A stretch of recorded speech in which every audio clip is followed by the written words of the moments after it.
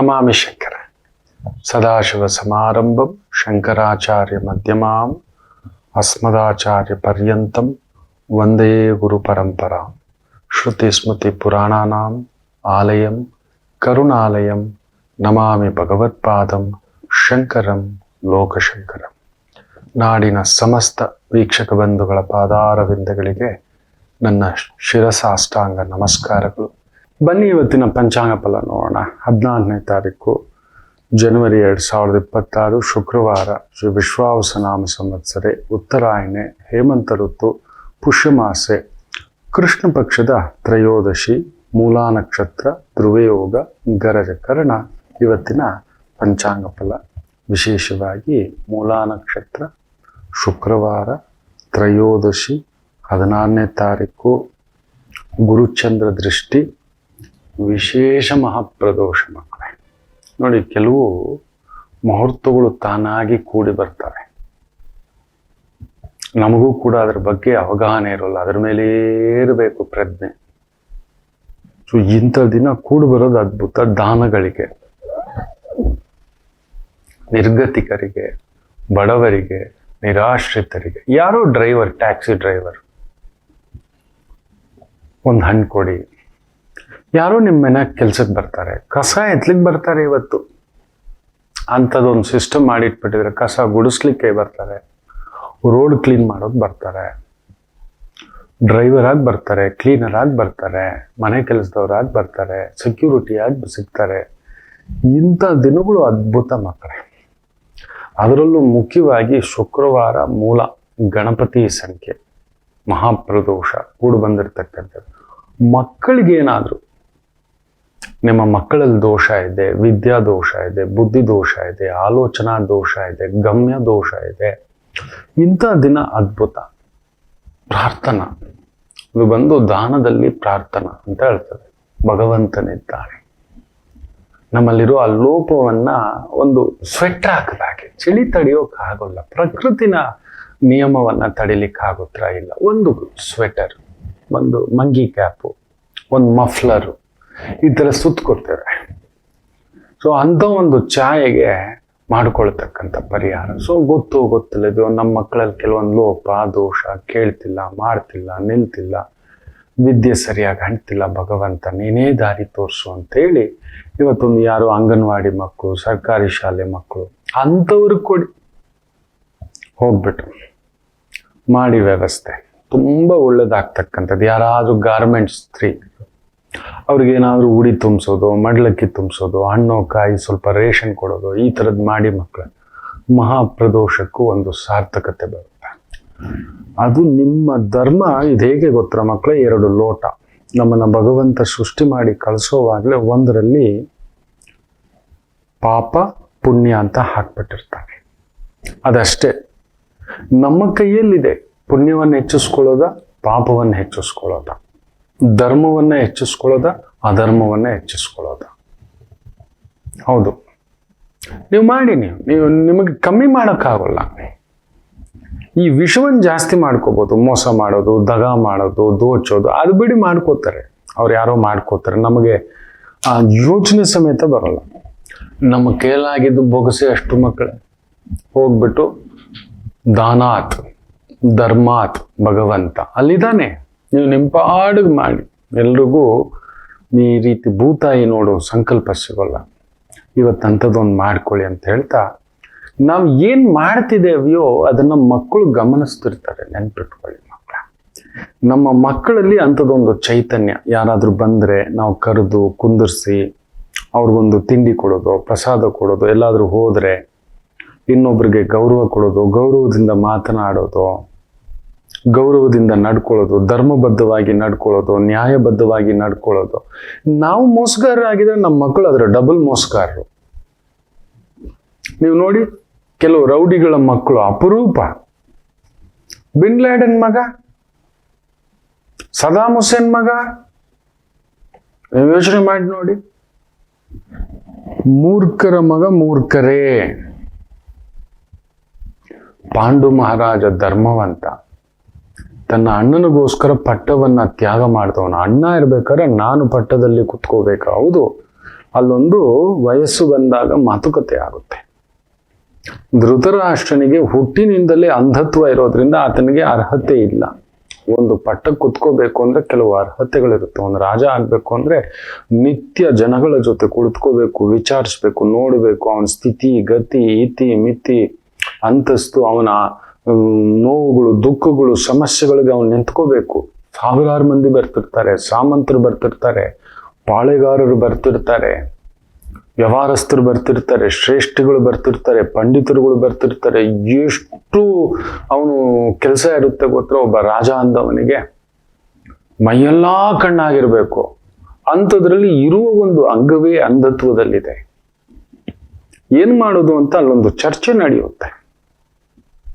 ನೀವು ನಂಬೋಲ್ಲ, ಧೃತರಾಷ್ಟ್ರನಿಗೆ ಆಸೆ, ನಾನು ದೊಡ್ಡವನು, ನಾನು ಈ ಪಟ್ಟಕ್ಕೆ ಕುತ್ಕೋಬೇಕು, ಆದರೆ ಕಣ್ಣು ಕಾಣಿಸುವುದಿಲ್ಲ. ಸೊ ಮೊದಲನೇ ಇದರಲ್ಲೇ ರಿಜೆಕ್ಟ್, ಅವನನ್ನ ಪಕ್ಕಕ್ಕೆ ಇಡ್ತಾರೆ. ಏನಪ್ಪಾ ನೀನೇನ್ ಹೇಳ್ತೀಯ ಅಂತಾರೆ. ಅದರ ಅರ್ಥ ಏನಂದ್ರೆ ನೀನ್ ಕುತ್ಕೋಬಾರ್ದು ಅಂತ. ಭೀಷ್ಮ, ವೇದವ್ಯಾಸರು, ಈ ತರದ್ದು ತುಂಬಾ ದೊಡ್ಡ ದೊಡ್ಡವರೆಲ್ಲ ಕುಳಿತಲ್ಲ ಒಂದು ಚರ್ಚೆ. ಏನು ಮಾತಾಡಲ್ಲ. ಹೌದೌದು ನೀವ್ ಹೇಳೋದು ನಿಜವೇ, ಪಾಂಡು ಆಗಲಿ ಅಂತ ಹೇಳ್ತಾನೆ. ತಮ್ಮ ಅಲ್ವಾ ಎಷ್ಟಾದರೂ, ಅಂಬಾಲಿಕಾ ಪುತ್ರ ಅಲ್ವಾ. ಸೊ ಪಾಂಡವರ ತಂದೆ ಪಾಂಡುರಾಜ ಧರ್ಮವಂತ, ನ್ಯಾಯವಂತ. ನೋಡಿ ಅದಕ್ಕೆ ಹೇಳೋದು, ಧರ್ಮ ಅನ್ನೋದು ವರ್ಷಗಟ್ಟಲೆ ಕಾದಿದ್ದು ಕೊಡುತ್ತೆ. ನಾವು ಕಾಯೋ ತಾಳ್ಮೆ ಇಲ್ಲ, ಈಗಲೇ ಆಗ್ಬಿಡ್ಬೇಕು, ಈಗಲೇ ಸಿಕ್ಬಿಡ್ಬೇಕು. ಪಾಂಡುರಾಜನಿಗೆ ಆ ಜನ್ಮದಲ್ಲಿ ಸಿಗಲಿಲ್ಲ, ಅವನ ಮಕ್ಕಳಿಗೆ ಸಿಕ್ತು ಅವನು ಮಾಡಿದಂತ ಪುಣ್ಯ ಕಾರ್ಯ. ಅದನ್ನು ಕೂಡ ಅವ್ರು ಹೋರಾಟ ಮಾಡಿ ಪಡೆದ್ರು, ಅದು ಬೇರೆ. ಆದ್ರೆ ಸಿಕ್ತು. ದುರ್ಯೋಧನ ಹೆಚ್ಚು ಕಡಿಮೆ 13 ವರ್ಷ ರಾಜ್ಯಭಾರ ಮಾಡಿತ್ತು. 12 + 1 13 ವರ್ಷ. ಇವರು ಹೆಚ್ಚು ಕಡಿಮೆ 32ರಿಂದ 36 ವರ್ಷ ರಾಜ್ಯಭಾರ ಮಾಡ್ತಾರೆ ಪಾಂಡವರು. ತ್ರಿಬಲ್ ಹೆಚ್ಚು ಕಡಿಮೆ 12 3 36. 1 ವರ್ಷ ಅವ್ರು ಅಜ್ಞಾತವಾಸಕ್ಕೆ ಹೋಗಿದ್ರೆ ಹುಡ್ಕೋಕೆ ಅವನು ಅದ್ರ ಹಿಂದ್ಗಡೆ ಬಿದ್ದಿರ್ತಾನೆ. ಅವನಲ್ಲಿ ರಾಜ್ಯಪಾಲನ ಮೇಲೆ ಕೂತಿರ್ತಾನೆ. ಅವನು ಹುಡ್ಕೋಬೇಕು, ಹಿಡಿಬೇಕು, ಅವ್ನು ಮತ್ತೆ ಕಾಡುಗಟ್ಟು ಬಿಟ್ರೆ ಸಾಕು ಅನ್ನೋ ಒಂದು ಆಲೋಚನೆ. ಎಲ್ಲಿ ದೈವದ ಅನುಗ್ರಹ ಬೇರೆ. ಯಾಕೆಂದ್ರೆ ಪಾಂಡು ಮಹಾರಾಜರು ಬಿಟ್ಕೊಡ್ತಾರೆ. ಅಯ್ಯೋಯ್ಯೋ, ನಮ್ಮ ಅಣ್ಣ ಇರಬೇಕಾದ್ರೆ, ನಮ್ಮ ಅಣ್ಣನಲ್ಲಿ ಒಂದು ಸಣ್ಣ ದೋಷ ಇರಬಹುದು, ತೊಂದರೆ ಇಲ್ಲ, ನಾನು ಬಂದು ಪಟ್ಟಕ್ಕೆ ಕೂತ್ಕೊಳ್ಳೋದಿಲ್ಲ. ಈ ಕಾಲದಲ್ಲಿ ಅಂತ ಮಾತುಂಟ. ಯಾವಾಗ ಮನೆ ಕೇಳಿದ್ರೆ ಸಾಕು ಅಂತ ಕಾಯ್ತಿರ್ತಾರೆ. ಹೆತ್ತ ತಂದೆಯನ್ನೇ ನಾನು ಮೊನ್ನೆ ಕೂಡ ಹೇಳಿದೆ, ಅನಾಥಾಶ್ರಮ ಸುಮಾರು 80 ಕೋಟಿಯ ಆಸ್ತಿ ಮಕ್ಕಳಿಗೆ ಅಂತ ಮಾಡಿಟ್ಟಿದ್ದು ತಂದೆ ಅನಾಥಾಶ್ರಮದಲ್ಲಿ ಅನಾಥವಾಗಿ ಸಾಯ್ತಾನೆ. ಅಲ್ಲಿರೋರೇ ಬೆಂಕಿ ಹಚ್ತಾರೆ. ಮಕ್ಕಳು ಬರಲಿಲ್ಲ ಅಂತ ಒಂದು ಕರ್ಮಟ ಬುದ್ಧಿ ಬಂದ್ಬಿಟ್ಟು, ಒಂಥರ ಕೆಡುಕು ಬುದ್ಧಿ ಎತ್ತು ತಂದೆ ತಾಯಿಗೆ. ಇನ್ ಎಲ್ಲಿ ತಾಯಿಯಾದವಳೆ ಗರ್ಭ ಇದ್ರು 3 ಮಕ್ಕಳು ತಾಯಿ ಓಡೋದ್ಲು ಅಂತ ಕೇಳ್ತಿರ್ತಾರೆ. 3 ಮಕ್ಕಳು ತಂದೆ ಮಕ್ಕಳನ್ನ ಬಿಟ್ಬಿಟ್ಟು, ಹೆಂಡ್ತಿನ ಬಿಟ್ಬಿಟ್ಟು ಇನ್ನೊಂದೇನೋ ಒಂದು ಮಾಡ್ತಾ ಕೂತಿದ್ದಾನೆ ಅಂತೆಲ್ಲ ಕೇಳ್ತಿರ್ತೇವೆ. ಅಂತ ಒಂದು ಕೇಡು ಬುದ್ಧಿ. ಅದರಿಂದ ಕಾಲ ಬಂದು ಕೇಡುಗಾಲ ಆಗಿದೆ ಅಷ್ಟೇ, ಇನ್ನೇನು ಅಲ್ಲ. ನೋಡಿ, ಪಾಂಡು ಮಹಾರಾಜರು ಧರ್ಮವಂತರು. ಇಲ್ಲ ನಾನು ಪಟ್ಟಕ್ಕೆ ಇರೋದು, ನಾನು ಬೇಕಾದ್ರೆ ಅಣ್ಣನಿಗೆ ಈ ಸಿಂಹಾಸನಕ್ಕೆ ನಾನು ಸೇನಾಪತಿಯಾಗಿ ನಿಲ್ತೇನೆ, ರಕ್ಷಕನಾಗಿ ನಿಲ್ತೇನೆ ಅಂತ ಹೇಳ್ತಾರೆ. ಅದೇ ಇದು ಒಳ್ಳೆ ಧರ್ಮಸ್ಥಿತಿ ಆಯ್ತಲ್ಲ ಅಂತ ಹೇಳ್ಬಿಟ್ಟು ಇದನ್ನ ಯಾರು ಕೇಳೋದು ಗೊತ್ತಾ? ವ್ಯಾಸರು ವಿದುರನ ಹತ್ರ ಕೇಳೋದು. ವಿದುರ ಬಂದು ಬಹುದೊಡ್ಡ ನೀತಿ ವಿಶಾರದ, ನ್ಯಾಯವಾದಿ, ಧರ್ಮವಾದಿ, ನೀತಿವಾದಿ. ಆತ ತಿಳಿದುಕೊಂಡಲ್ಲದ ರಾಜಕೀಯ ಶಾಸ್ತ್ರ ಇಲ್ಲ. ಆತನನ್ನೇ ಕೇಳ್ತಾರೆ. ಆತ ಹೇಳೋದು, ಅಂಧ ಆಗಿರೋದ್ರಿಂದ ಧೃತರಾಷ್ಟ್ರ ಕುತ್ಕೊಳ್ಳೋ ಆಗಿಲ್ಲ, ಪಾಂಡು ಕುತ್ಕೋಬೇಕು, ಪಾಂಡುವನ್ನ ರಾಜ ಮಾಡೋಣ ಅಂದ್ರೆ ಪಾಂಡು ಒಪ್ಪಲ್ಲ.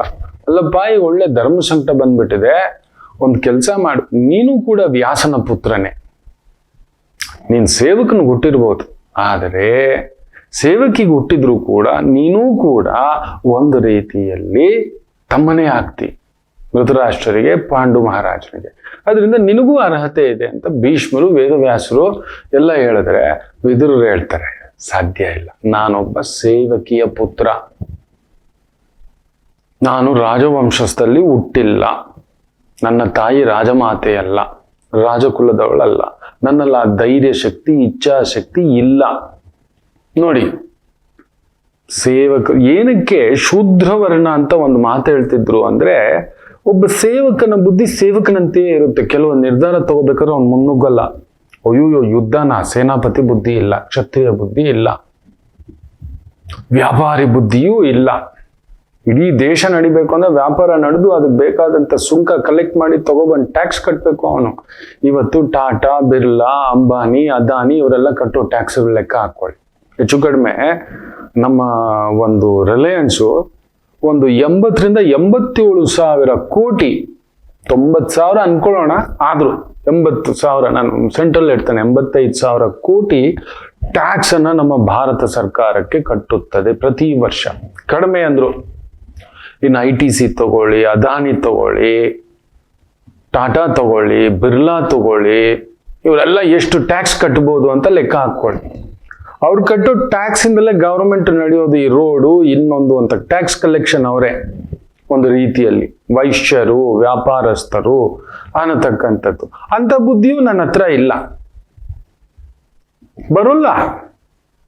ನಾನ್ ಬೇಕಾದ್ರೆ ನನ್ಗೇನ್ ಕೆಲಸ ಒಪ್ಸಿದ್ರು ಅದನ್ನ ಅಚ್ಚುಕಟ್ಟಾಗಿ ಮಾಡ್ತೇನೆ. ವಿದುರ ಹೇಳೋದು,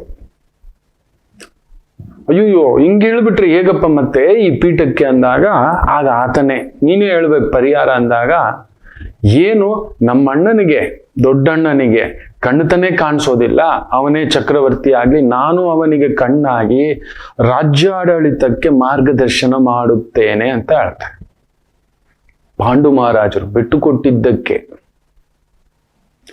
ಕೊಟ್ಟಿದ್ದಕ್ಕೆ ಆ ಒಂದು ಕುರು ಸಾಮ್ರಾಜ್ಯ, ಅದರ ನೀಯತ್ತು ನಿಜಾಯಿತಿ ಕೂಡ ಧೃತರಾಷ್ಟ್ರನಿಗಿಲ್ಲ. ಅರೇ ನನ್ನ ತಮ್ಮ ಕಣೋ, ಅವತ್ತು ಹಾಕಿದ ಭಿಕ್ಷೆ ಕಣೋ, ಅವನ ಮಕ್ಕಳನ್ನ ನಾನು ದಂಡಕಾರಣ್ಯ ಕಳಿಸ್ಬೇಕಾ, ನನ್ನ ಮಗ ವಿಷ ಇಟ್ಟು ಸಾಯಿಸ್ಬೇಕಾ, ಅವುಗಳನ್ನ ಬಿಟ್ಟು ಸಾಯಿಸ್ಬೇಕಾ, ಜೂಜಾಟ ಆಡಿಸ್ಬಿಟ್ಟು ನನ್ನ ಮನೆ ಸೊಸೆ ಆಕೆಯನ್ನ ಈ ರೀತಿ ಮಾಡಬೇಕಾ, ಯಾರು ಹೇಳೋರಿಲ್ವಾ, ಕೇಳೋರಿಲ್ಲ. ನನ್ನ ತಮ್ಮ ಇಲ್ಲ ಅಂದ್ರೆ ಅಣ್ಣ ಯಾರಿಗೂ ಹತ್ರ ತಂದೆಯ ಸಮಾನ. ಮಕ್ಕಳ ತರ ನೋಡ್ಕೋಬೇಕು ಅವ್ರನ್ನ, ಬೇರೆ ಇನ್ನೇನು ಯೋಚನೆ ಮಾಡಬಾರ್ದು, ಮಕ್ಕಳ ತರ. ಎಲ್ಲಿಗೆ ಬಂದ್ಬಿಟ್ಟಿದ್ದೇವೆ ಮಕ್ಕಳು ಇವತ್ತು? ಅಣ್ಣ, ಅಕ್ಕ, ತಂಗಿ, ತಮ್ಮ ಇದೆಲ್ಲ ಇಲ್ಲ. ನಾವು ಏನು ಮಾಡುತ್ತಿದ್ದೇವೆಯೋ ಮಕ್ಕಳು ಗಮನಿಸ್ತಾರೆ. ನೆನ್ಪಿಟ್ಕೊಳ್ಳಿ. ನೋಡಿ, ಒಮ್ಮೆ 4 ವರ್ಷದ ಹುಡುಗ ಮಹಾಪ್ರದೋಷ ಏನಕ್ಕೆ ಧರ್ಮ ಮಾಡಿ, ದಾನ ಮಾಡಿ, ಆ ವೈದಿಕ ಇಟ್ಕೊಳ್ಳಿ, ಆ ಸತ್ಯತೆ ಇಟ್ಕೊಳ್ಳಿ ಅಂತೀನಿ ಅಂದ್ರೆ, ನೀವೇನೇನ್ ಮಾಡ್ತಿದ್ದೀರೋ ನೋಡಿ. ಧೃತರಾಷ್ಟ್ರ ಅಂತದೊಂದು ಎಡವಟ್ಟು ಮಾಡ್ದಲ್ವಾ, ಅವನ ಮಗನು ಅದಕ್ಕಿಂತ 10 ಪಟ್ಟು ದುರ್ಯೋಧನ ವಿಷ ಸರ್ಪ ಆಗ್ಬಿಟ್ಟ, ಕಾಳಿಂಗ ಸರ್ಪ ಆಗ್ಬಿಟ್ಟ. ವಿಪರೀತ ವಿಷ, ಅವನೊಬ್ಬನ ಒಂದು ವಿಷ. ಕಾರಣ ಏನಂದ್ರೆ ಧೃತರಾಷ್ಟ್ರ. ನಾವ್ ಏನು ನಡೆಸ್ಕೋತೇವೆ ಬಂದ್ಬಿಡ್ತು ಬ್ಲಡ್ ಅಲ್ಲ ಅವನಿಗೆ, ಬುದ್ಧಿ, ಮಾತು. ಒಂದು ಹುಡುಗ 4ನೇ ಕ್ಲಾಸು ಅನ್ಕೋತೀನಿ, ಒಂದು ತಾಯಿ ಸಂಜೆ ಕುಳಿತುಕೊಂಡಿದ್ದಾರೆ. ಇದೇನೋ ಬುಕ್ ತಗೊಂಡು ಓದ್ಕೋತಾ ಇದ್ದಾನೆ. 4 ಎಷ್ಟೋ ಅಂತ ಕೇಳಿದ್ದಾರೆ. ಇವನಿಗೆ ಹೀಗೆ ನೋಡ್ತಾನೆ, ಅಪ್ಪನನ್ನ ನೋಡ್ತಾನೆ. ಹಿಂಗೆ ಹೇಳೋ 4 ನೋಡಿ. ಈ ಧೃತರಾಷ್ಟ್ರ ದುರ್ಯೋಧನನ ಒಂದು ಹೋಲಿಕೆ ಇವತ್ತು ಮಕ್ಕಳಲ್ಲಿ ಬರ್ತಿದೆ ಅನ್ನೋ ಕಾರಣಕ್ಕೆ, ಇವತ್ತು ಏನಕ್ಕೆ ನಮ್ಮ ಮಕ್ಕಳು ಈ ತರ ಆಗ್ಬಿಟ್ಟಿದ್ದಾರೆ? ಕಾರಣ ನಾವೇ. ನಾವು ತುಂಬಿಸಿಟ್ಟಿರ್ತಕ್ಕಂಥದ್ದು ಅಸಹ್ಯದ ಪರಮಾವಧಿಗಳನ್ನ ಇವತ್ತು ಚಲನಚಿತ್ರಗಳ ಮೂಲಕ, ಸೀರಿಯಲ್ಗಳ ಮೂಲಕ, ನಮ್ಮ ನಡವಳಿಕೆಗಳ ಮೂಲಕ ಮಾಡಿಟ್ಬಿಟ್ಟಿದ್ದೇವೆ. ಯಾವುದೇ ಸೀರಿಯಲ್ ತೆಗಿರಿ, ನಾವು ಇಟ್ಕೊಂಡು ಕುತ್ಕೊಂಡಿದ್ದೇವೆ. ಅದರಲ್ಲಿ ನಡೆಯಬಾರದ್ದು, ಬರಬಾರದ್ದು, ಏನೋ ಇದು ಇಂಥ ಏಸಿಗೆಯಾ ಅನ್ನತಕ್ಕಂಥದ್ದು ಇತ್ತು. ಶೃಂಗಾರವಿತ್ತು, ಎಲ್ಲಾ ಮೂವೀಸಲ್ಲೂ ಇತ್ತು. ಆದರೆ ಎಲ್ಲೆ ಮೀರದ ಹಾಗೆ ಎಲ್ಲೂ ಅದೊಂದು ಕುಟುಂಬ ಸದಸ್ಯರು ಕುತ್ಕೊಂಡು ನೋಡೋ ಅಂಥದ್ದು. ಅಲ್ಲೊಂದು ಗೌಪ್ಯತೆ, ಯಾವ್ದು ಹೇಗೆ ಗೌಪ್ಯವಾಗಿ ಇರಬೇಕಿತ್ತೋ ಅದಿತ್ತು. ಇವತ್ತಿಲ್ಲ. ಮಕ್ಕಳೇ ಕೆಡಿಸ್ಬಿಟ್ಟಿದ್ದಾವೆ. ಮಕ್ಕಳಿಗೂ ಇವತ್ತದು ಗೊತ್ತಾಗ್ತಿಲ್ಲ. ಇವತ್ತು ಪೋಕ್ಸೋ ಕೇಸುಗಳು ಅತ್ಯಂತ ಹೆಚ್ಚಾಗಿ ಆಗ್ತಿರೋದು ಅದೇ. ಸುಪ್ರೀಂ ಕೋರ್ಟ್ ಸಮೇತ ಇದರ ಬಗ್ಗೆ ಸ್ವಲ್ಪ ಚರ್ಚೆ ಮಾಡಬೇಕು ಅಂತಿದೆ. ಮಕ್ಕಳಲ್ಲಿ ವಯಸ್ಸಿಗೆ ಮೀರಿದಂತ ಚಿಕ್ಕ ವಯಸ್ಸಿಗೆ 12, 13, 14, 15ಕ್ಕೇನೆ ಅವರಿಗೇ ಗೊತ್ತಿಲ್ಲದೆ ದಾರಿ ತಪ್ಪಿದ್ರೆ ಇದು ಸರಿಯಾ ತಪ್ಪ, ನಾನು ಮಾಡ್ತಿರೋದು ಗೊತ್ತಿಲ್ಲದೆಯಾ ಒಂದು ಪ್ರಲೋಭನೆ ಪ್ರಚೋದನೆ ಮಾಡ್ಕೊಂಡಿದ್ದೇವೆ ಅನ್ನೋದಕ್ಕೆ ಕಾರಣ, ಅತಿ ಮುಖ್ಯ ಕಾರಣ ನಮ್ಮ ಮಾಧ್ಯಮಗಳ.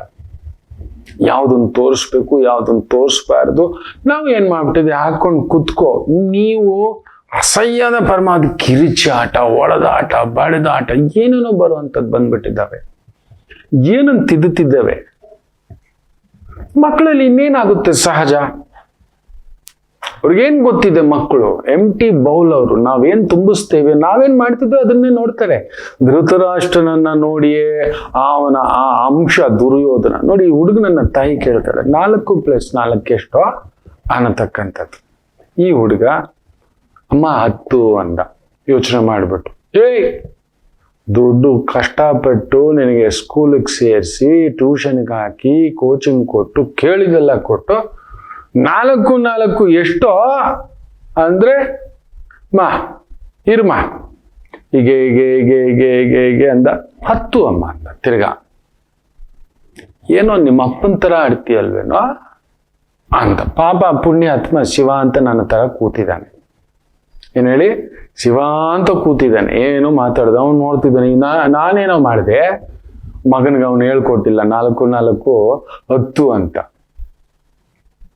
ಸೆಂಟ್ರಲ್ ತಗೊಬಂದ್ ಬಾಣ ಗಂಟದ ಮೇಲೆ ಆ ತಾಯಿ ಜೀವ. ಮಗ ನೋಡ್ತಿದ್ದಾನ ಅಪ್ಪನ್ನ. ಕರೆಕ್ಟಾಗಿ ಹೇಳೋ ಕೂಡಿಸ್ಬಿಟ್ಟದ್ದು. ಇಲ್ಲಮ್ಮ ಅಷ್ಟೇಮ್ಮ ಅತ್ತೆಮ್ಮ ಅಂತ. ಅದೆಂಗೆ ಅಂದ್ರೆ ತಿರ್ಗಾ ಸೀಟ್ಗೆ ಎದ್ದು ಒಂದು ಅಲ್ಲಿದ್ದ ಕೋಲ್ ಎತ್ಕೊಂಡ.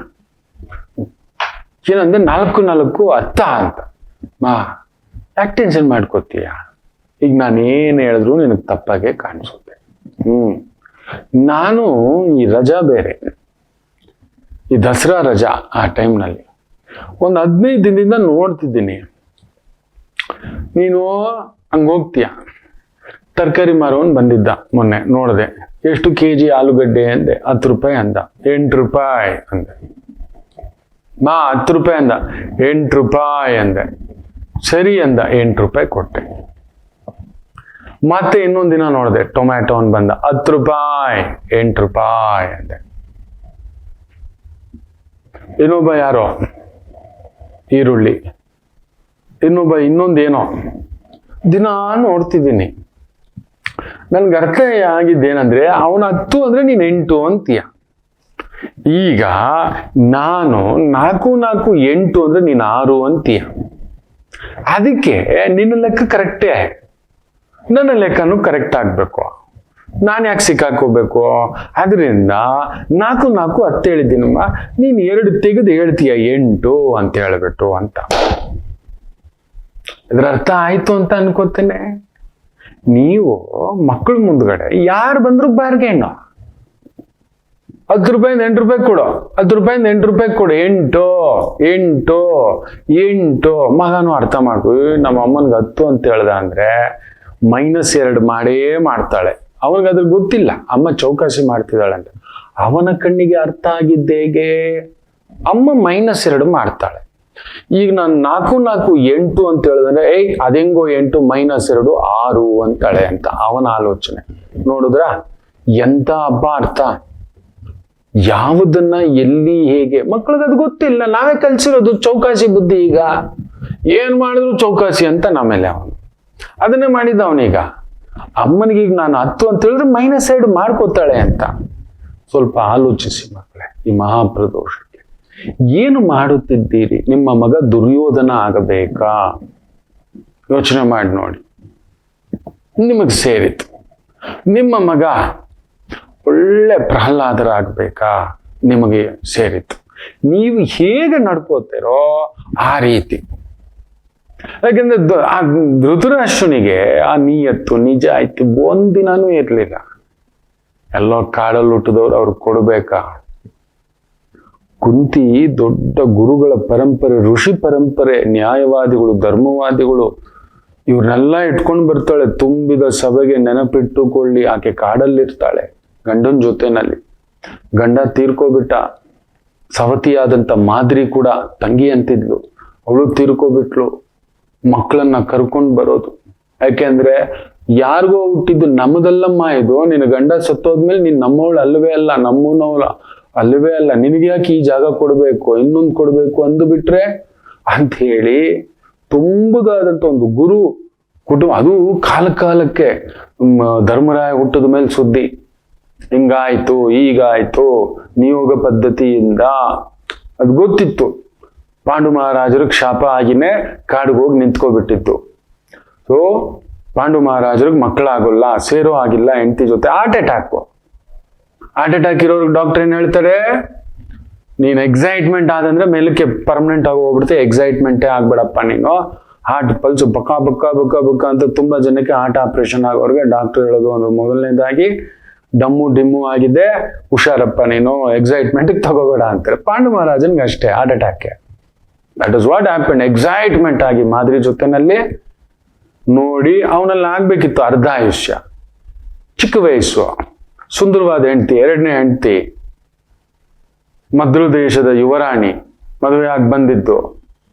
ಸೊ ಆ ಕಾಡಲ್ಲಿ ಇರ್ಬೇಕಾದ್ರೆ ಈಕೆ ಏನೋ ಒಂದು ಕೆಲ್ಸದ ಮೇಲೆ ಇದ್ರೆ, ಮಾದ್ರಿ ಸೇವೆ ಮಾಡಕ್ ಹೋಗಿದ್ರೆ ಅಲ್ಲೊಂದು ಶೃಂಗಾರ ಕಾವ್ಯ ಹಾರ್ಟ್ ಅಟ್ಯಾಕ್ ಅಲ್ಲಿ ಹೋಗ್ಬಿಟ್ಟ. ಮಾದ್ರಿಗೆ ತಡ್ಕೊಳಕ್ ಆಗ್ಲಿಲ್ಲ. ಅಯ್ಯೋ ನನ್ನಿಂದಲೇ, ನನ್ನ ಪ್ರಚೋದನೆಯಿಂದಲೇ ನನ್ನ ಅಂದವೇ ಅವ್ರಿಗೆ ಶಾಪ ಆಗ್ಬಿಡ್ತು, ನನ್ನ ಅಲಂಕಾರವೇ ಶಾಪ ಆಗ್ಬಿಡ್ತು, ನನ್ನ ನೋಡಿಯೇ ಅವ್ರಿಗೆ ಈ ತರದಾಗಿ ಆಗಿದ್ದು, ಬೇಡ ಬೇಡ ಅಂದ್ರು ಸೇರೋಕ್ ಹೋಗಿ ಆಗೋದು. ಡಾಕ್ಟರ್ಗಳು ಹೇಳ್ತಾರೆ ಬೇಡಪ್ಪ ಇದೆಲ್ಲ ಮಾಡಬೇಡಿ ಅಂತ. ಪಾಂಡು ತೀರ್ಕೋಬಿಟ್ಟ. ಅದನ್ನ ನೋಡ್ಲಾರ್ದೆ ಮಾದ್ರಿ ಸಾಗಮನ ಪದ್ಧತಿ, ನನ್ನಿಂದ ಹಿಂಗ ಆಗೋಯ್ತು ಅಂತ.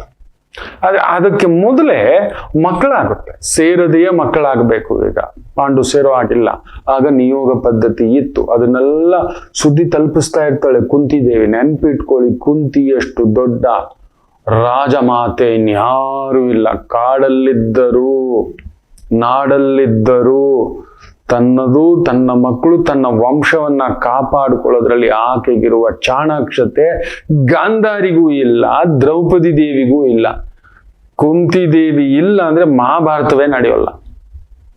ತುಂಬಾ ಬುದ್ಧಿವಂತೆ, ಇಬ್ಬಿಬ್ಬರು ಅಪ್ಪಂದಿರ ಬಳಿ ಪಳಗಿದವಳು, ನೋಡಿದವಳು. ತುಂಬಾ ಚಿಕ್ಕ ವಯಸ್ಸಿಗೆ ಪಡಬಾರದ ನೋವುಗಳು ನೋಡಿದವಳು, ಪಟ್ಟವಳು. ಅಂಥದ್ದೊಂದು ಆಲೋಚನೆ ಇಲ್ಲದೆ ಇದ್ದಿದ್ರೆ ಪಾಂಡವರಿಗೆ ಏನೇನೂ ಇಲ್ಲ, ಮರ್ಯಾದೆನೂ ಇಲ್ಲ. ಅವ್ರ ಔಟು, ನೀವ್ ಯಾರಿಗೋ ಹುಟ್ಟಿದವರು ಅಂತ ಹೇಳ್ಬಿಡೋರು. ಆ ಕಾಲದಲ್ಲಿತ್ತು. ಗಂಡ ಬದುಕಿರೋವಾಗ್ಲೇ ಗಂಡನಿಂದ ಆಗಲಿಲ್ಲ ಅಂದಾಗ ನಿಯೋಗ ಪದ್ಧತಿಯಿಂದ ಪಡೆದ ಮಕ್ಕಳು ಆ ವಂಶಕ್ಕೆ ಸೇರಿದವರು, ಇನ್ಕ್ಲೂಡಿಂಗ್ ಕರ್ಣ ಆಲ್ಸೋ. ನೆನಪಿಟ್ಟುಕೊಳ್ಳಿ, ಇನ್ಕ್ಲೂಡಿಂಗ್. ಮೊನ್ನೆ ಸುಪ್ರೀಂ ಕೋರ್ಟ್ ಅದೇ ಜಡ್ಜ್ಮೆಂಟ್ ಕೊಟ್ಟಿದೆ. ನಿನ್ನಿಂದ ಮಗು ಆಗಿಲ್ಲ, ಅದೆಲ್ಲ ಟೆಸ್ಟಿಂಗ್ ಪಕ್ಕಕ್ಕೆ ಇಟ್ಬಿಡು. ಜಡ್ಜ್ಮೆಂಟ್ ಕೊಟ್ಟಿದೆ ಮಕ್ಕಳೇ, ಕೊಟ್ಟಿದೆ.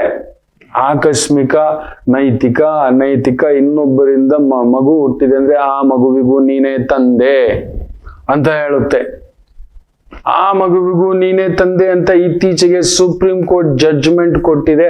ಇದು ಆ ಕಾಲಕ್ಕೆ ದ್ವಾಪರಾಯುಗದಲ್ಲಿ ಜಡ್ಜ್ಮೆಂಟ್ ಅಲ್ಲ, ಇಟ್ ವಾಸ್ ದೇರ್. ನಿಯೋಗ ಪದ್ಧತಿಯಿಂದಲೇ ಧೃತರಾಷ್ಟ್ರ ಹುಟ್ಟಿದ. ಅವನ ಹೆಂಗಿಲ್ಲ ಅಂತಾನೆ ಮತ್ತೆ? ಅವನೇನು ಅಪ್ಪನಿಗ? ಇಲ್ಲವಲ್ಲ. ಅಪ್ಪ ತೀರ್ಕೊಂಡಲ್ಲ, ವಿಚಿತ್ರ ವೀರ್ಯ, ವಿಚಿತ್ರವಾಗಿ ತೀರ್ಕೋಬಿಟ್ಟ. ಆಗ ವೇದವ್ಯಾಸರು ದೊಡ್ಡಪ್ಪ ಆಗ್ಬೇಕು, ನಿಜ ಹೇಳ್ಬೇಕು ಅಂದ್ರೆ ಅವರ ಮುಖೇನ ಹುಟ್ಟಿದಂತ ಮಕ್ಕಳು.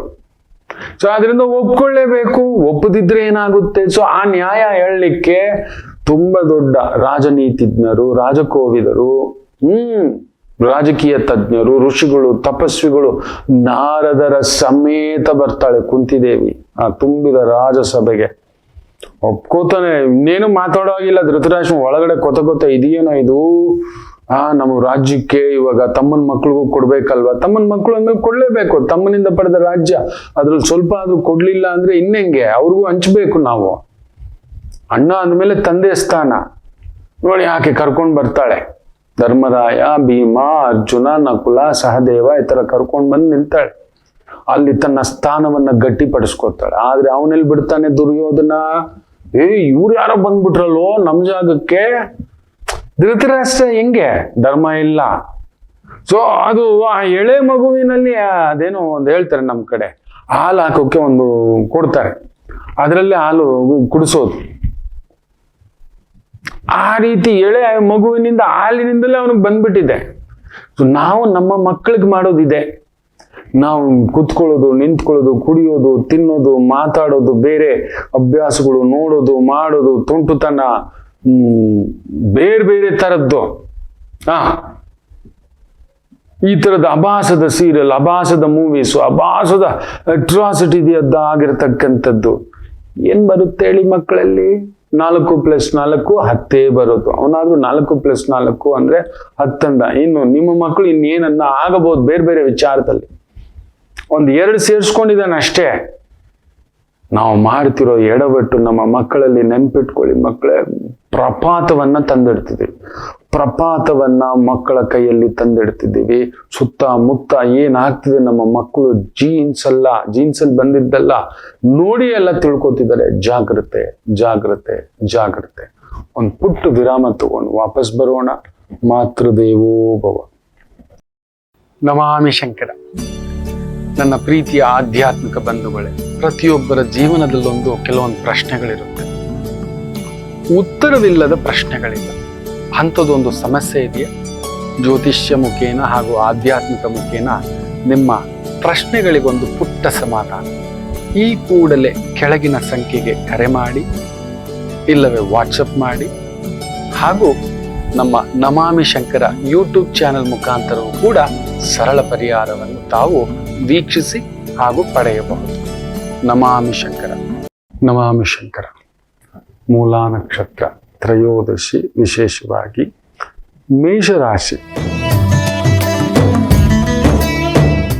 ಚಂದ್ರ ಕೇತು ಸಾರದಲ್ಲಿದ್ದು, ಕೇತು ಶುಕ್ರನ್ ಸಾರದಲ್ಲಿ ಪಂಚಮದಲ್ಲಿದ್ದಾನೆ Ketu. So it is like Chandra Budha Ketu moola trikona. ಉಳಿಯೇ ಇವತ್ತು ಹತ್ತಿರದವರ ವಿಚಾರ, ವ್ಯವಹಾರ ವಿಚಾರ, ಸಂಗಾತಿ ವಿಚಾರ, ಪಾಲುದಾರಿಕೆಯ ವಿಚಾರ, ಉದ್ಯೋಗ ವಿಚಾರ, ಒಂದು ಸಣ್ಣ ತಳಮಳ ಉಂಟು. ಗಣಪತಿ ಆರಾಧನೆ, ಸಮಾಧಾನ. ವೃಷಭ ರಾಶಿ.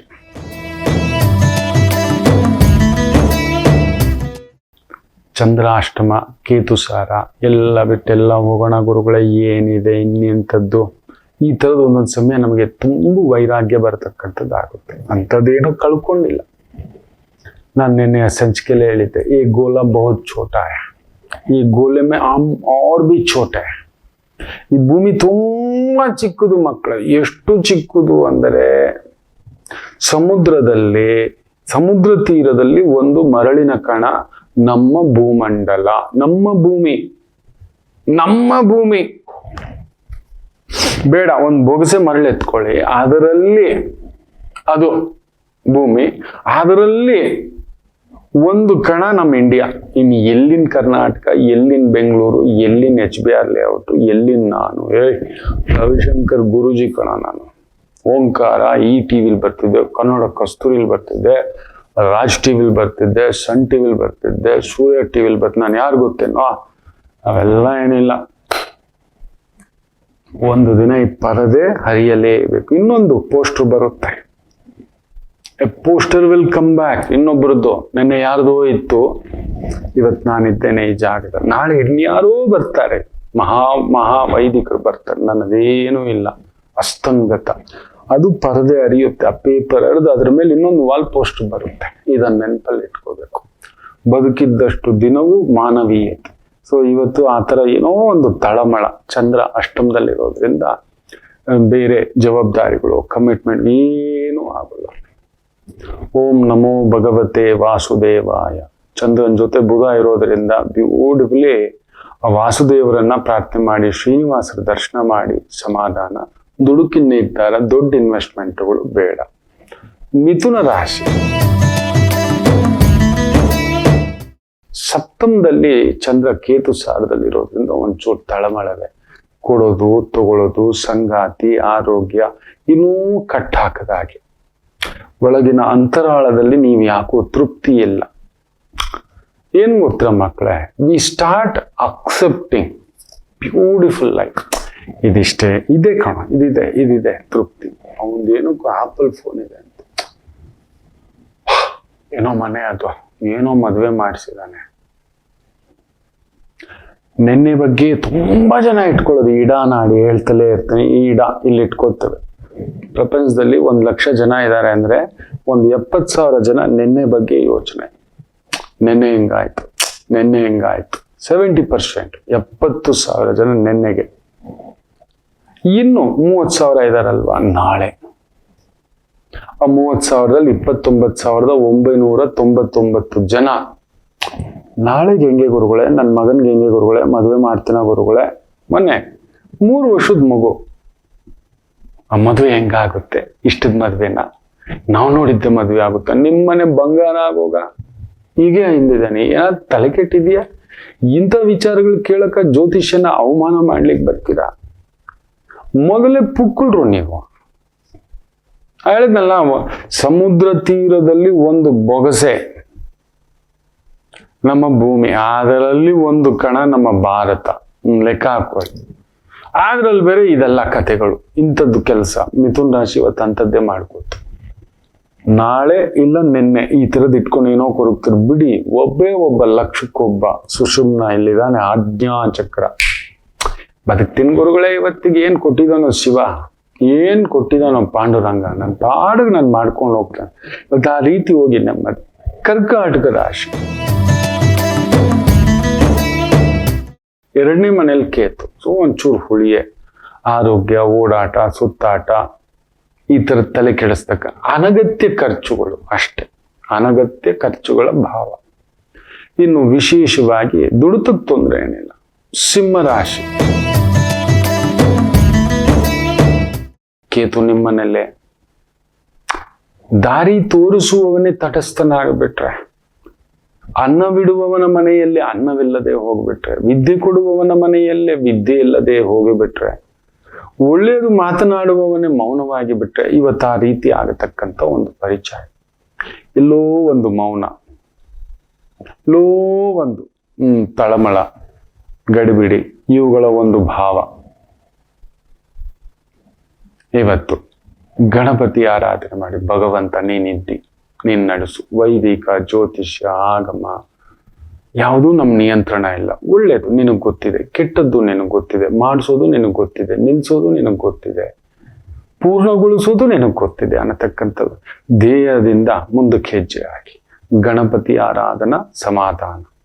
ಕನ್ಯಾ ರಾಶಿ ದೈವ ದರ್ಶನ, ಗುರು ದರ್ಶನ, ಪ್ರಸಾದ ಸೇವನ, ಫ್ಯಾಂಟಾಸ್ಟಿಕ್.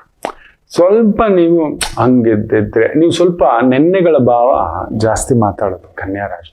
ಅವತ್ತು ಇದಾಗಬಾರ್ದಿತ್ತು, ಅವತ್ತು ಅವರು, ಅವತ್ತು ಇವರು, ಅಯ್ಯೋ ಬಿಡಿ.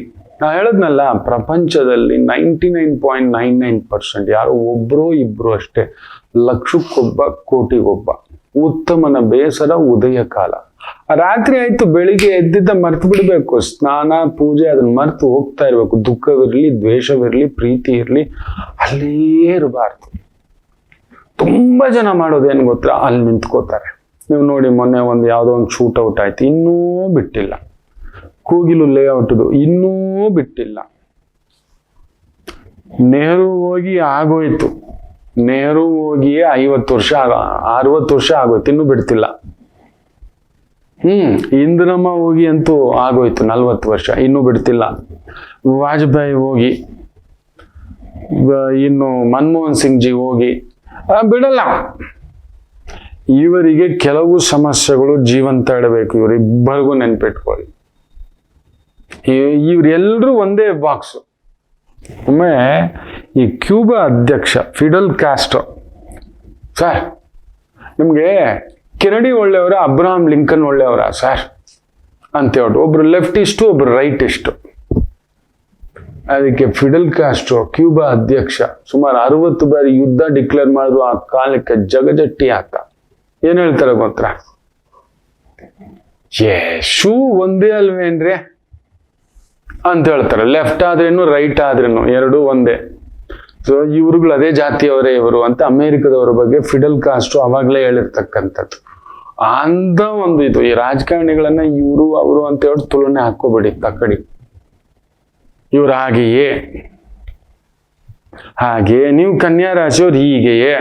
ನೀವು ಯಾವಾಗ್ಲೂ ನಿನ್ನೆ ಮುಗಿದೋದ ಕಥೆಯನ್ನ ಇಟ್ಕೊಂಡು ತಟ್ಟೆಲ್ಲಿ ಇಟ್ಕೊಂಡು ಕೆದಕೊಳ್ಳೋದು ಹಿಂಗೆ. ಅದು ಅವತ್ತು ನಮ್ಮಮ್ಮ ಹೇಳಿದ್ರು, ಅವತ್ತು ನಮ್ಮ ಅತ್ತೆ ಹೇಳಿದ್ರು, ಇದು ಕತೆ ನಿಮ್ಮದು, ಇದು ತಲೆನೋವು.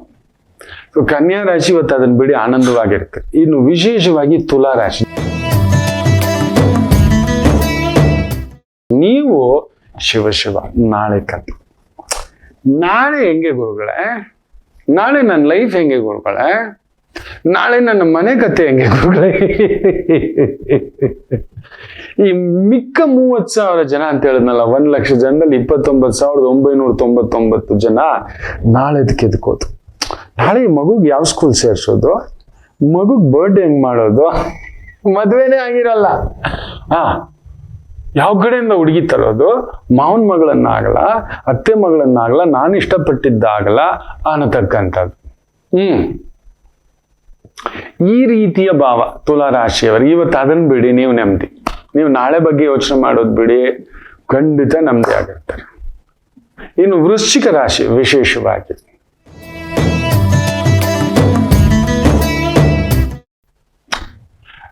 ನೀವು ಇರೋದ್ರಲ್ಲೇ ಸುಖಿಗಳು.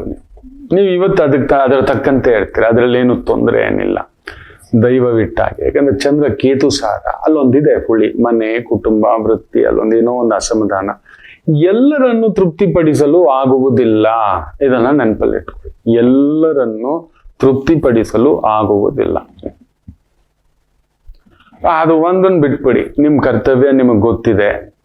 ನೋಡಿ, ನಾನು ಆಗಾಗ ಹೇಳ್ತಿರ್ತೇನೆ, ನಿಮಗೆ ನಾನು ತುಂಬಾ ಕೆಟ್ಟವನು, ಘೋರಾತಿ ಘೋರ ಮನುಷ್ಯ, ಕ್ರೂರಿ ಮನುಷ್ಯ, ಮೃಗ ಮನುಷ್ಯ, ಮೃಗೀಯ, ಸಮಥಿಂಗ್ ದುರಾಚಾರಿ, ನೀವೇನಾದ್ರೂ ಅಂದ್ಕೊಳ್ಳಿ, ನನ್ಗೇನಾಗ್ಬೇಕು ಇಷ್ಟೇ. ಇನ್ನೊಬ್ಬರನ್ನು ಬದಲಾಯಿಸಲು ಹೋಗಬೇಡಿ, ಇನ್ನೊಬ್ಬರನ್ನ ಬದಲಾಯಿಸಲು ಹೋಗಬೇಡಿ. ಎಸ್, ಅದರ ಆಲೋಚನೆಯಲ್ಲಿ ಹೆಜ್ಜೆ ಇಡಿ. ಯಾಕಂದ್ರೆ ಅವನ ದೃಷ್ಟಿಲಿ ನಾವು ಒಳ್ಳೆಯವನಾಗ್ಬೇಕು ಅಂತ ಯಾಕೆ ಅನ್ಕೋತೀರಾ? ನಾನು ಅವನ ದೃಷ್ಟಿಯಲ್ಲಿ ತೀರಾ ಕೆಟ್ಟವನು, ದುರ್ಯೋಧನ, ದುಶ್ಯಾಸನ, ಕೀಚಕ, ಕಂಸ, ಕುಂಭಕರ್ಣ, ರಾವಣ, ಮೈರಾಣ, ಏನ್ ಬೇಕಾದ್ರೂ ಅನ್ಕೋ. ವೃಶ್ಚಿಕ ರಾಶಿ ತುಂಬಾ ಅದ್ಭುತ ಆಗ್ತಕ್ಕಂಥದ್ದು, ಏನು ಯೋಚನೆ ಮಾಡಬೇಕು ಅಷ್ಟೆ. ಧನುಸು ರಾಶಿ,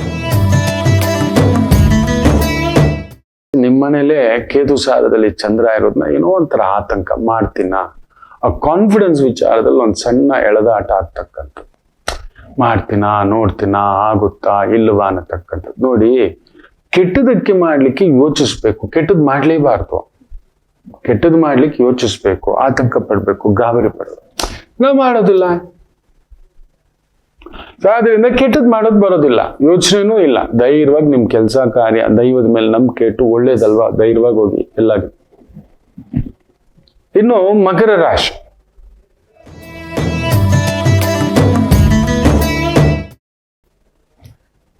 ಚಂದ್ರ 12ನೇ ಮನೆ, ದೂರ ಬಾರ, ಓಡಾಟ, ಸುತ್ತಾಟ, ದೂರದ ಮಾತು, ಗೊತ್ತಿಲ್ಲದ್ದು, ಆಗಿ ಹೋಗಿದ್ದು, ಯಾವುದೋ ವಿಚಾರ ಇವತ್ತು ತಲೆ ಕೆಡ್ಸುತ್ತೆ. ಆಯ್ತು ಬಿಡಿ ಸರ್, ನೀವು ದೊಡ್ಡವರು ಅಂದ್ಬಿಡಿ, ಫ್ಯಾಂಟಾಸ್ಟಿಕ್, ಆಯ್ತು ಬಿಡಿ, ಒಳ್ಳೇದಾಯ್ತು. ತುಂಬಾ ತಲೆ ಕೆಡ್ಸ್ಕೊಳಕ್ ಹೋಗ್ಬೇಡಿ, ಆಗಿ ಹೋಗಿದ್ದು ಚಿಂತಿಸ್ಬೇಡಿ, ಬರೋದನ್ನು ಚಿಂತಿಸ್ಬೇಡಿ, ದೊಡ್ಡ ರಿಸ್ಕ್ ತಗೋಬೇಡಿ. ನೀರ್ ಹತ್ರ ಜಾಗ್ರತೆ, ಜಲದೋಷಗಳು ಸ್ವಲ್ಪ ಉಂಟು, ಸ್ವಲ್ಪ water infection, air infection, dust allergy, ಅದೊಂದು ಜಾಗ್ರತೆ ಅಷ್ಟೇ. ರಾಜಕೀಯದಲ್ಲಿರತಕ್ಕಂಥವ್ರಿಗೆ ಸ್ವಲ್ಪ ಒಂಥರ ಮನೋವೇದನೆ. ಕುಂಭರಾಶಿ, ಧಾರ್ಮಿಕ ಕೆಲಸಗಳಲ್ಲಿರ್ತಕ್ಕಂಥವ್ರಿಗೆ ಒಂಥರ ದೈವ ಇದೆ ಅಂತ ನಂಬಿದ ಮೇಲೆ ಏನಕ್ಕೆ ಯೋಚನೆ ಮಾಡಬೇಕು, ನಿಮ್ ಪಾಡಿಗೆ ನೀವು ಮಾಡ್ಕೊಂಡು ಹೋಗಿ, ಫ್ಯಾಂಟಾಸ್ಟಿಕ್. ನಿಮ್ಗೆ ಗೊತ್ತಿದೆ ಅಲ್ವಾ, ನಿಮ್ ಕೆಲ್ಸದ ಮೇಲೆ ನಂಬಿಕೆ. ಇವತ್ತು ಅದ್ಭುತವಾಗಿ ಹಬ್ಬದ ಸಡಗರವೇ, ಒಳ್ಳೆ ಎಳ್ಳು ಬೆಲ್ಲ ಫಲತಾಂಬೂಲ ಎಲ್ಲ ಸಿಗತಕ್ಕಂಥದ್ದು, ಆತ್ಮೀಯರ ಭೇಟಿ, ಒಂಥರ ಮನಸ್ಸಿಗೆ ಸಮಾಧಾನ. ಮನಸ್ಸಿಗೆ ಯಾವಾಗ ಸಮಾಧಾನ ಇರುತ್ತೋ ಎಲ್ಲವೂ ಸಮಾಧಾನ. ಮೀನರಾಶಿ, ವೃತ್ತಿಯಲ್ಲಿ ಒಂದು ಸಣ್ಣ ತಳಮಳ, ಚಂದ್ರ ಕೇತು ಸಾರದಲ್ಲಿ ಇರೋದ್ರಿಂದ ಅಲ್ಲಿ ವರ್ಕರ್ಸು, ಇನ್ನೊಂದು ಇಲ್ಲ ನಿಮ್ ಬಾಸು, ಇಲ್ಲ ನಿಮ್ ವರ್ಕರ್ಸು, ನಿಮ್ ಕೊಲೀಗ್ಸು, ಈ ಟ್ರಯಾಂಗಲ್ ತರ ಸುತ್ಕೊಳ್ತಕ್ಕಂಥದ್ದು ಆಗುತ್ತೆ. ಇದೊಂಥರ ಟ್ರಯಾಂಗಲ್ ನಮ್ಮ ಜೀವನ, ಚೈನ್ ರಿಯಾಕ್ಷನ್ ಅಂತಕ್ಕಂಥದ್ದು. ತಲೆ ಕೆಡ್ಸ್ಕೋಬೇಡಿ, ನಿಮ್ ಕೆಲಸ ನೀವು ಕರೆಕ್ಟ್ ಆಗಿದ್ದೀರಲ್ವಾ. ಯಜಮಾನನನ್ನ ತೃಪ್ತಿ ಮಾಡಲು ಹೋಗ್ಬೇಡಿ, ತುಂಬಾ ಜನ ಮಾಡೋದು ಅದೇ. ಯಜಮಾನರನ್ನ ಬಾಸ್ಗೆ always right. No, if you are right with your job, that is fantastic. ಅದು ನಿಮ್ಮನ್ನು ಉಳಿಸುತ್ತೆ, ಎಲ್ಲಿಗೆ ಬೇಕಾದ್ರೂ ಕರ್ಕೊಂಡು ಹೋಗುತ್ತೆ. ಯಾಕಂದ್ರೆ ಬಾಸ್ ಅನ್ನೋ ಪಟ್ಟ ಯಾವಾಗ ಬೇಕಾದ್ರೂ ಬದಲಾಗ್ಬೋದು ಮಕ್ಕಳೇ. ಈ ಜಾಗಕ್ಕೆ ಇನ್ನೊಬ್ಬ ಬಾಸ್, ಈ ಗುರು ಅನ್ನೋ ಪಟ್ಟಕ್ಕೆ ಇನ್ನೊಬ್ರು. ವಿದ್ಯೆ ಶಾಶ್ವತ. ಇದನ್ನ ನೆನಪಲ್ಲಿ ಇಟ್ಕೊಂಡು ಮುಂದಕ್ಕೆ ಹೆಜ್ಜೆ ಆಗ್ತಕ್ಕಂಥದ್ದು ಮಾಡಿ ತುಂಬಾ ಯಶಸ್ಸನ್ನ ನೋಡ್ತೀರಿ. ಗೆಲುವು ನಿಮ್ಮದು. ಒಳ್ಳೆಯದಾಗಲಿ. ಮಾತೃದೇವೋ ಭವ.